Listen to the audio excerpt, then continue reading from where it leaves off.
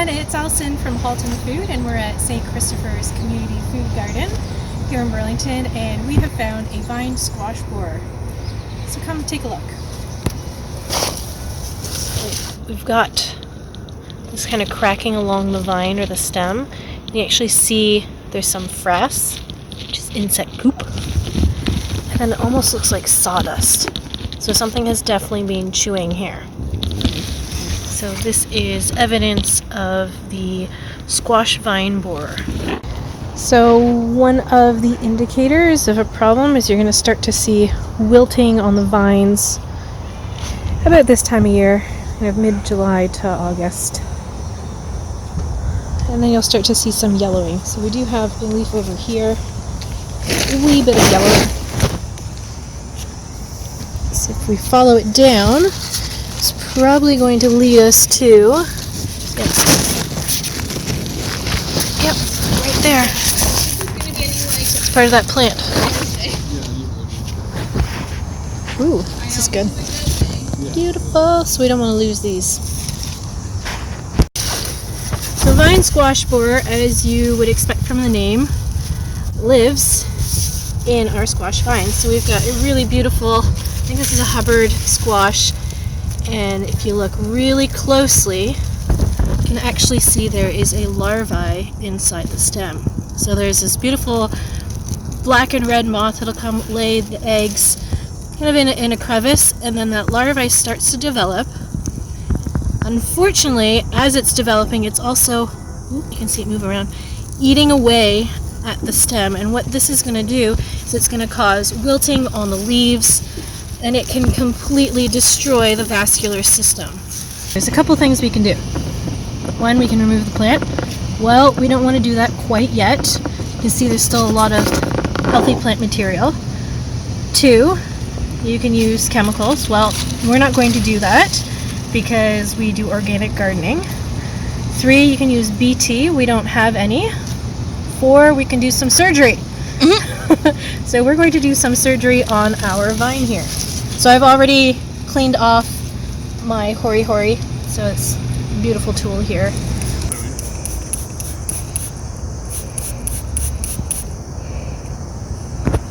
Wound up.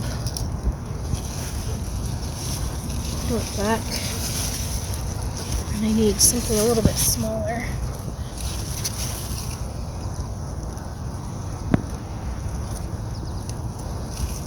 And you go inside, and essentially you want to squish them.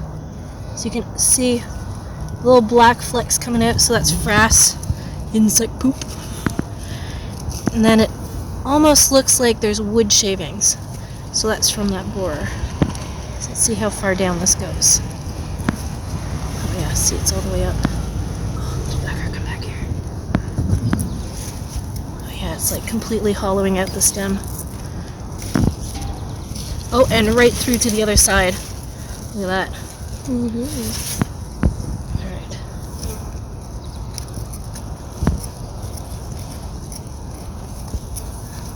Okay, so I've sufficiently squished the borer, which means it can't complete its life cycle. And it'll stop feeding on the stem. See that? There's little pieces of it. So my next step is to sanitize everything. Make sure it's really clean. I'm going to let these wounds air dry, so then they're going to develop a really nice callus. A lot of the vascular structures are still intact, so the plant will still be able to get nutrients, but I really need to watch to make sure there aren't any secondary infections.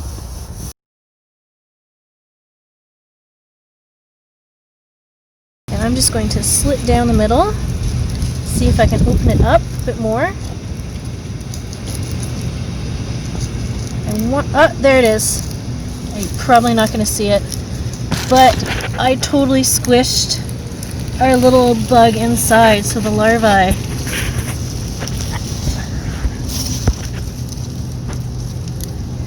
Now he's just turned into goo. So hopefully that will combat our problem, and there isn't more than one. I'm going to check all of our other vines as well.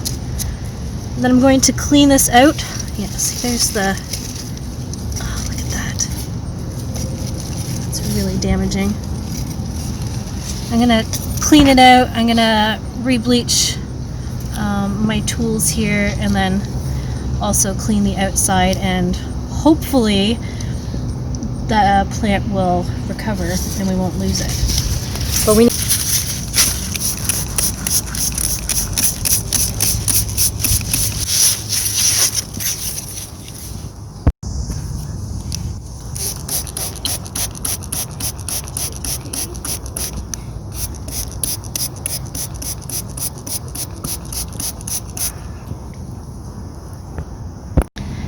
Alright, now that we've cleaned out the wound, we've killed that larva, what I've done is I've actually gone through and I've bleached down the stem.